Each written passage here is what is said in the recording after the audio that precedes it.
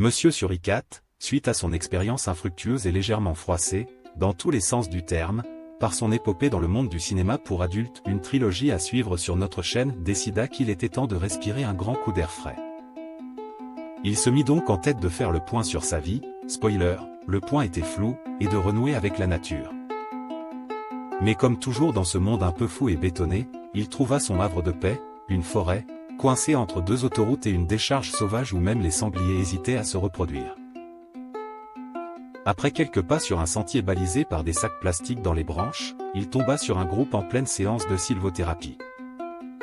C'était spécial.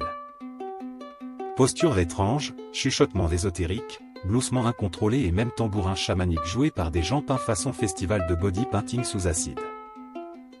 Curieux, notre petit animal s'approcha, et on lui expliqua avec un sourire hypnotique que faire un câlin à un arbre, c'était s'ouvrir à son énergie cosmique et réparer ses blessures invisibles. Bon. Après avoir vécu l'académie de Rocco S, Monsieur Suricate n'était plus à un câlin près. Sous un platane légèrement à l'écart et qui sentait la pisse, mais passons, il s'assit en tailleur. Dos calé contre l'écorce, pattes détendues, paumes tournées vers le ciel comme un moine bouddhiste en mode balèque. Il ferma les yeux, respira profondément et ne sentit strictement rien. Pas la moindre onde vibratoire. Ni paix intérieure.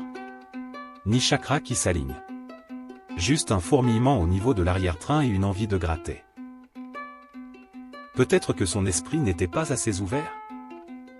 Ce qui serait étonnant, vu l'ouverture dont il avait déjà fait preuve avec Rocco S. Vous pouvez décider de vous recentrer en pleine forêt, mais parfois, même les arbres n'ont pas envie de vous prendre dans leurs branches. Vraiment quel monde absurde. Abonnez-vous, un pouce vers le haut. Merci. Ciao.